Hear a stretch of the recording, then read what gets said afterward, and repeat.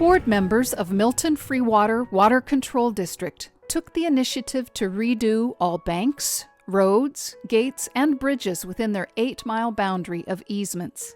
It is the district's responsibility to maintain the banks that protect the city of Milton Freewater from flooding. Unfortunately, the district is very small and did not have a budget to do that. The banks were in such poor condition that the Army Corps of Engineers would no longer support them in the event of an emergency. When that happened, the board that was seated at the time lost all their insurance, and they weren't covered to protect them from any liability if something were to happen, so they all resigned. This situation prompted discussion of disbanding the district. Mr. Manfred Anlicker at that time decided that he needed to lead the charge. What got him involved, I couldn't tell you to this day, other than he's just one great individual. Manfred was the drive and the spirit behind this whole thing. I got a phone call from Mr. Anlicker asking me if I would be interested in getting on the board. So I joined the board, and then Roger and Vern came on. Manfred and the rest of us, we went to work. We actually spent hours and hours and hours, all of us. Roger, Vern, myself, Manfred. I mean, we're talking hundreds of hours each, burning, cutting wood, volunteering our time, doing what we could do physically with no money.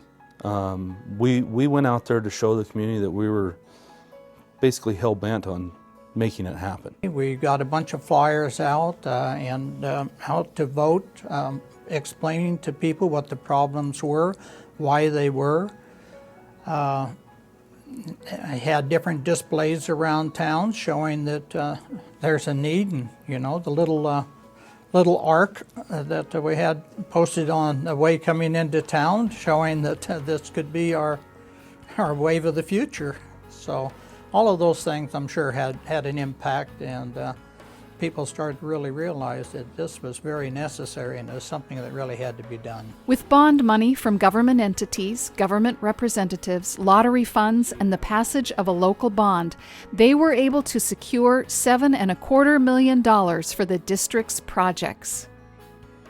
Very few districts have initiated such an undertaking or even know how to begin this type of process.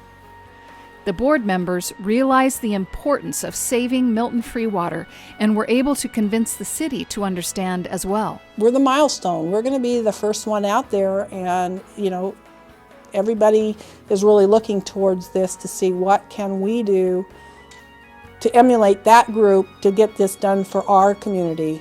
And getting the community behind you is the first step. And this board really went out there and did that. As a result, the safety of the community has increased, and the district is working with the Army Corps of Engineers, Oregon Department of Fish and Wildlife, and local tribes to ensure that it is maintained.